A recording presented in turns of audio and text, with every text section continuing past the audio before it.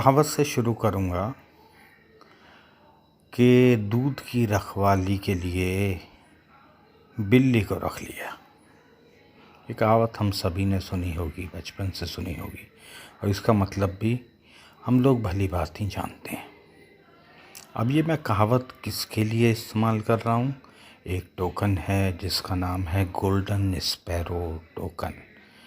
GSP कहूँ, GST कहूँ, क्या कहूँ उसे, उसके नाम बदलते रहते हैं। आगे भी पता नहीं क्या क्या नाम बदले जाएंगे। सोने की चिड़िया, उनका सपना है सोने की चिड़िया। हिंदुस्तान को नहीं बनाना है, सोने की चिड़िया बनानी है। लेकिन सोने की चिड़िया बनाने के चक्कर में वो लोग क्या कर रहे हैं, वो उसके अंडों की जगह उस चिड़िया को ही मारने की फिराक में है, वो और उनकी टीम। अब आप देखिए, सबसे पहले इन्होंने जीएसटी बनाया। देवा भाई हैं, उन्होंने बड़ी मेहनत करके, बहुत क्रिप्टो की बहुत बड़ी नॉलेज गेन करके एक टोकन बनाया जिसका नाम रखा जीएसटी, गोल्डन स्पैरो टोकन। क्या हुआ, एक कम्युनिटी थी, उन बेचारों को धीरे धीरे ब्रेन वॉश करके, धीरे धीरे बता के, उन्हें टेक्निकल नॉलेज दे के, उल्टी सीधी इधर उधर की बातें करके, बोलने में माहिर है वो आदमी, तो उन सबको फिर बस में कर लिया। फिर धीरे धीरे क्या किया कि कमेंट्री करता था वो नए नए टोकन्स की, कि ये टोकन अच्छा है, ये टोकन बुरा है, इसे ऐसे देखो, इसे वैसे देखो। उसने एक टोकन का नाम दिया कि एक टोकन है जीएसटी, बहुत ही लेजिट टोकन है और आप उसे ख़रीदो, और वो मोस्ट लेजिट टोकन है, इसमें ये खूबियाँ हैं, वो खूबियाँ हैं। एक थर्ड पर्सन की तरह बोला, लोगों को यकीन था। अब सब लोग पैसा लगा ही देते हैं, जो यकीन कर रहा है उस पर वो भी लगा देते हैं। उससे पहले भी उसकी प्रेडिक्शन कई टोकन्स में बिल्कुल गलत साबित हुई, कई टोकन्स में ठीक भी रही। इसी के आधार पे लोगों ने जीएसटी में पैसा लगाया। जीएसटी में पैसा लगाया, धीरे धीरे क्या हुआ कि वो टोकन बढ़ा। जब लोगों के पैसे आए, एक साथ आए, तो वो टोकन बढ़ा, इंक्रीज़ किया।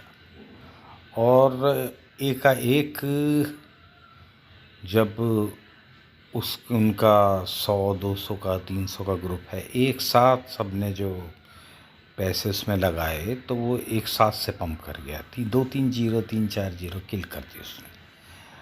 अब जो वो है, सब बड़े खुश थे। वहाँ पे हुआ स्कैम हुआ, ऐसा देवा सर कहते हैं, देवा भाई कहते हैं, महादेवा कहते हैं। लेकिन कायदे में वो स्कैम किया गया। अब किया गया, धीरे धीरे लोगों को ये भी पता चला कि ये टोकन किसका है, ये टोकन देवा का है ना। और बात वो इस तरीके से बनाता था कि जैसे उसका टोकन से मतलब ही नहीं है, वो सिर्फ आपको ये बता रहा है कि एक टोकन उसने सर्च किया है, बहुत अच्छा टोकन है, बहुत लेजिट टोकन है, इसमें आपको इन्वेस्ट करना चाहिए, इसमें आपको अपना पूरा पैसा झोंक देना चाहिए, अपनी मेहनत की कमाई झोंक देनी चाहिए, और ये बिल्कुल लेजिट टोकन है, आपको अरबपति खरबपति बना देगा। लोगों ने उसकी बात पे यकीन करके उस टोकन में पैसे लगाए।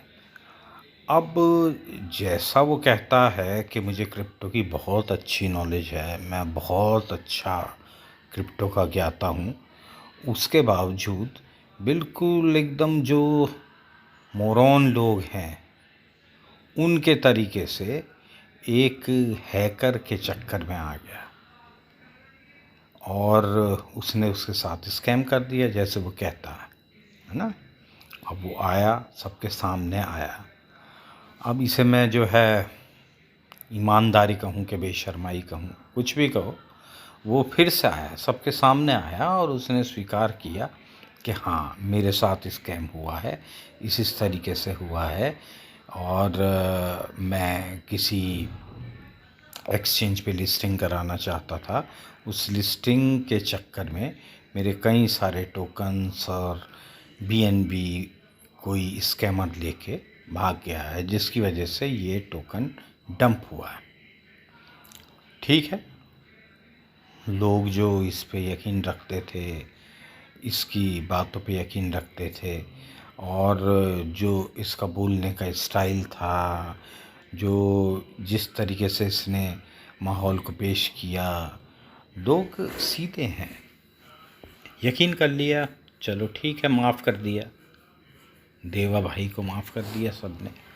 फिर से लग गए देवा भाई के पीछे।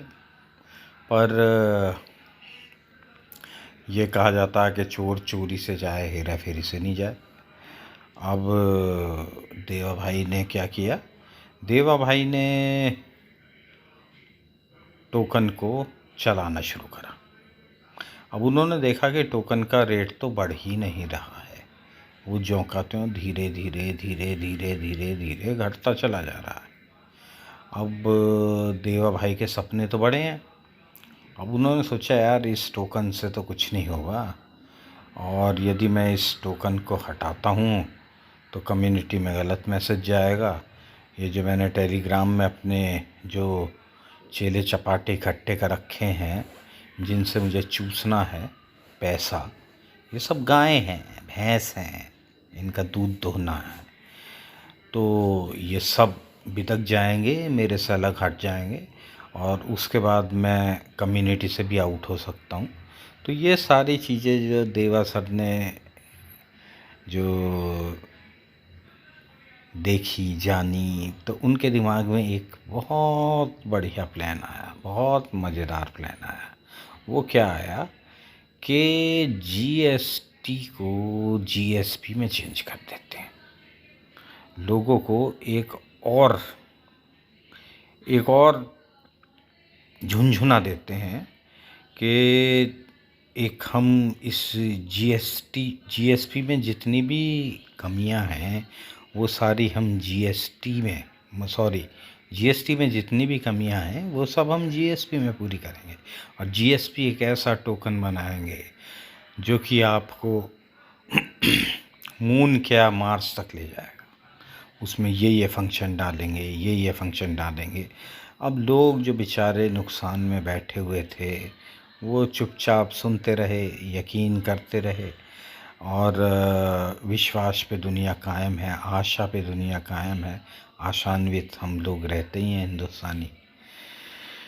तो उन्होंने फिर से यकीन करा, उन्होंने कहा कि चलो ठीक है भैया, बनाओ जीएसपी। अब देवा भाई ने नया टोकन बना दिया जीएसपी, नाम वही रखा, गोल्डन स्पैरो टोकन, बस उसका सिंबल चेंज हो गया, जीएसटी से जीएसपी चेंज हो गया। अब यहाँ पर इन्होंने क्या किया, यहाँ पे इन्होंने कई सारे काम कर दिए, कई खेल खेल लिए इन्होंने। बार बार बार बार अपने स्टेटमेंट चेंज करते रहे। कभी ये कहा कि नहीं हम ऐसा करेंगे, इस टोकन में बर्निंग करेंगे, कभी ये कहा कि रिवार्ड्स आपको मिलेंगे जीएसपी में, कभी ये कुछ कहा, कभी कुछ कहा, और हर बार चेंज करते रहे। चलो ठीक है, टोकन कोई नया बनता है तो पॉलिसी चेंज होती रहती है ना। लेकिन उसके पीछे आपकी मंशा, आपकी जो आप चाहत है आपकी, वो ईमानदारी भरी होनी चाहिए। लेकिन ऐसा इसमें नहीं दिखता है। जिसका लोगों पे ध्यान नहीं गया है, उन 2-4 बातों पे मैं इस वीडियो में लोगों का ध्यान केंद्रित करना चाहूँगा। सबसे पहली बात कि यदि आप में इतनी क्षमता है कि आप क्रिप्टो के बारे में इतना सारा कुछ जानते हैं, तो आपने पहले से ही पूरी तरीके से प्लानिंग क्यों नहीं की? एक बार आप धोखा खा चुके हैं, उसके बावजूद आप जो है नए रोज़ रूल उसमें चेंज करे जा रहे हैं, है ना। पहला जीएसटी तो एक तरीके से रिनाउंस थी उसकी जो ओनरशिप थी वो रिनाउंस थी। वो आदमी उसमें कुछ कर नहीं सकता था, इसलिए उसने जीएसपी बनाने की सोचा कि इसकी ओनरशिप रिनाउंस नहीं रखते हैं, इसकी ओनरशिप उसी के पास है, अभी भी वो चाहे तो कुछ भी कर सकता है, इसकी ओनरशिप रिनाउंस नहीं है। तो इसीलिए रोज़ नए चेंजेस करता रहता है। तो इसने जो इसमें खेल खेला वो ये खेला, सबसे पहला खेल खेला इसने माइग्रेशन में इसने कहा कि इस तारीख तक सिर्फ कुछ दिन दिए, चंद दिन दिए, 10-15 दिन, मुझे जहाँ तक मुझे लगता 10-15 दिन शायद इसने दिए माइग्रेशन के लिए, जबकि इस तरीके से नहीं होता है ना। कोई फिक्स डेट नहीं होती है, ये कोई सेंट्रलाइज चीज़ नहीं है, ये डिसेंट्रलाइज चीज़ है। इस पे किसी एक आदमी का हक नहीं चलता है, इस पे पूरी कम्युनिटी का हक चलता है। जिस आदमी ने पैसा देकर टोकन ख़रीदा है तो उसका हक है उस चीज़ पे। तुम फ्रॉड करके भाग जाओ ना, तुम्हें किसने मना किया है? बहुत से टोकन हैं, बहुत सारे टोकन हैं जो फ्रॉड कर के भाग जाते हैं। अब तुम क्यों लगे हुए हो इस चीज़ के पीछे? भागो, तुम जो फ्रॉड करो और भागो। लेकिन लोगों को दिख चुका था ये टोकन किसका है। हालांकि इन्होंने छुपाने की बहुत सी कोशिश की, लेकिन वो छुप नहीं पाया। इनका पता चल गया कि ये देवा भाई का टोकन है। ठीक है, अब कहीं भागने की तो कोई गुंजाइश है नहीं है, क्योंकि लीगल कार्रवाई भी हो सकती है, लीगल कार्रवाई हुई भी हैं लोगों के ऊपर। तो अब भाग तो एक सकते नहीं थे ये, और स्कैम करना ही है। तो ठीक है, इन्होंने तरीका दूसरा अपना लिया।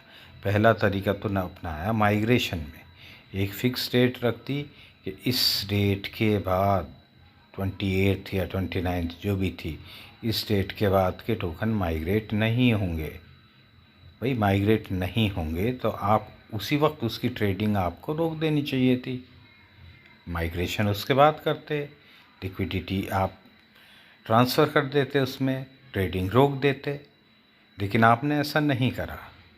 उससे क्या हुआ कि कुछ लोगों ने टोकन्स ख़रीदे, कुछ लोगों ने नहीं, बहुत सारे लोगों ने टोकन ख़रीदे जिस वक्त ये लिक्विडिटी ट्रांसफ़र कर रहे थे। तो उसमें क्या हुआ कि इन्होंने एक डेट डिसाइड कर दी, 28, 29 इस तरीके से डेट डिसाइड कर दी। तो जो टोकन ख़रीदे गए और बहुत भारी मात्रा में ख़रीदे गए, वो सारे टोकन बेकार हो गए, वो सारे टोकन बेकार हो गए। और ऐसा नहीं कि टोकन बेकार हो गए, उनकी जो पैसा था जो ख़रीदे गए थे वो तो लिक्विडिटी में वो सब ट्रांसफ़र हो गए, वो सारे पैसे जीएसटी में ट्रांसफ़र हो गए। पैसा तुमने यूज़ कर लिया और टोकन्स को ऐसे ही छोड़ दिया। और वो टोकन क्योंकि इन्होंने डेड घोषित कर दिए थे 28-29 के बाद, तो जो जीएसटी में वो टोकन नज़र नहीं आने चाहिए थे, जब आपने उन्हें हटा दिया है, सर्कुलेटिंग सप्लाई से ही हटा दिया, लेकिन जीएसटी में वो ही क्वांटिटी टोकन्स की मौजूद थी। तो उससे क्या हुआ, उससे ने दो फ़ायदे हुए। पहले तो वो सारे टोकन्स फ्री में इन्हें मिल गए, क्योंकि इन्होंने डेड घोषित कर दिया और वो टोकन सर्कुलेटिंग सप्लाई में मौजूद हैं, वो इन्हीं के हाथ में हैं। आज की तारीख में भी यदि माइग्रेशन की ये बात करते हैं तो देवा सर कहते हैं कि माइग्रेशन मैं खुद करूँगा, जो मैं खुद देख के पूरा देख परख के माइग्रेशन करूँगा। भाई इसका क्या मतलब है? क्या तुम देख परख के माइग्रेशन करोगे? ये फिर इसमें डिसेंट्रलाइज क्या रहा? तुम्हारे हाथ में है सारी चीज़ें। माइग्रेट तुम करना चाहोगे तो करोगे, नहीं करना चाहोगे तो नहीं करोगे। यही एक चीज़ दिखाता है कि आपका इंटेंशन सही नहीं है। आप उन टोकन को कई बार खरीद बेच चुके हो। ये जो 2 बार डंप आया है, 2 बार पंप आया है, ये सिर्फ इन माइग्रेटेड टोकन से आया है, जो कि अलग अलग कॉन्ट्रैक्ट एड्रेस में सेव हैं, उनसे ये आया है। क्योंकि ओनरशिप रिनाउंस नहीं है नए टोकन में, ये ओनरशिप डेवलपर के पास है, उसने ही ये सारे टोकन बेचे हैं, नीचे पे फिर से ख़रीदे हैं, फिर ऊपर ले गया है, फिर बेचे हैं, फिर अब वो नीचे आ गए हैं। अब लोगों का विश्वास इस पे से हट रहा है, तो इतनी तेज़ी से ये पंप नहीं कर रहा है। और यदि ऐसे करते रहेंगे तो कुछ दिन में क्या होगा कि ये टोकन धीरे धीरे धीरे धीरे धीरे धीरे ख़त्म होता चला जाएगा। देवा सर तो अपने सारे टोकन बेच बाच के निकल लेंगे और ये अपना नीचे आ जाएगा। ठीक है, जो लॉक हैं 3-4 साल के लिए लॉक हैं, उनकी जो भी वैल्यू रहेगी उस टाइम पे वो रहेगी। ये तो कमा ही लेंगे, आदमी का काम कमाना है। यदि 5, 7, 10, 20, 30 करोड़ रुपए निकाल लिए जीएसटी से, तो पड़े रहने दो वो टोकन जो 3 साल के लिए लॉक पड़े हैं। देखी जाएगी, किसने देखे 3 साल, है ना। तो भाइयों, पहला तो ये है, पहली चीज़ तो ये है। दूसरी चीज़, इन्होंने जो रिवार्ड बीएनबी में रखे हैं वो इसलिए रखे हैं ताकि जीएसटी की कितनी बर्निंग हो रही है, जीएसटी का कितनी ट्रेडिंग हो रही है, ये किसी को पता ना लग पाए। बीएनबी के साथ उसकी कैलकुलेशन बहुत डिफ़िकल्ट है, कोई भी नहीं निकाल पाएगा कैसे कितने मिल रहे हैं, क्या मिल रहे हैं, कोई किसी के पास कोई हिसाब नहीं है। जबकि बर्निंग में तो, क्योंकि डेड एड्रेस में वो नल एड्रेस में पहुंचेंगे, बर्निंग करते में जो बर्न होंगे वो नल एड्रेस में पहुंचेंगे, तो लोगों को दिखेंगे कि हाँ कितने बर्न हो रहे हैं, क्या हो रहे हैं। लेकिन यदि रिवार्ड बीएनबी में मिलने हैं तो किसी को पता ही नहीं कितने बर्न हो रहे हैं, क्या हो रहे हैं। जो हो रहा है भगवान भरोसे हो रहा है। तो भाइयों, मैं तो यही कहना चाहूँगा कि, और हाँ, एक और बात यह है कि ये लोग कहते रहते हैं होल्डिंग होल्डिंग, होल्ड करके रखो, होल्ड करके रखो, होल्ड करके रखो। ये आपको होल्डर बनाए रखना चाहते हैं और खुद ट्रेडर। क्योंकि अगर आप होल्डर हैं और ये ट्रेडर हैं तो इनके लिए पंप एंड डंप करना तो बहुत आसान है। ये 40 पे पहुंचेगा, 70 पे पहुंचेगा, 80 पे पहुंचेगा। आपको लक्ष्य दिया हुआ है क्या? $1, $10, कोई कहता $100। ठीक है, लक्ष्य तो आपको वहाँ तक का दिया हुआ है, लेकिन होता है क्या, आप तो होल्ड करे बैठे हैं और ये फ़ायदा उठा रहे हैं, ये ट्रेडिंग कर रहे हैं। आप फिर भी नहीं बेचोगे। वो 80 पे पहुंचेगा, आप तब भी नहीं पहुंचे, आप बेचोगे। वो वापस 20 पे आ जाएगा तो बेच ही नहीं सकते, आप होल्ड करके बैठोगे। तो भाई मैं ये कहूँगा कि अपनी बुद्धि का इस्तेमाल करें, ट्रेडर बने, ट्रेडर। इस टोकन के साथ साइकोलॉजिकली अटैच ना हो। ये एक स्कैम टोकन हो सकता है, मैं ये नहीं कह रहा हूँ कि स्कैम टोकन है, लेकिन स्कैम टोकन हो सकता है यदि आप इसके होल्डर बने रहे तो आप ट्रेडर बने और ट्रेडिंग करते रहें, अपना प्रॉफिट बुक करते रहें। जब नीचे आए तो ख़रीदें, जब ऊपर आए तो बेचें। ये काम आप करते रहें, ये आपके जो पोर्टफोलियो की है उसके लिए सबसे अच्छा है। तो बस मैं अभी फ़िलहाल इतना ही कहना चाहता था। जय भारत, जय हिंदुस्तान, धन्यवाद।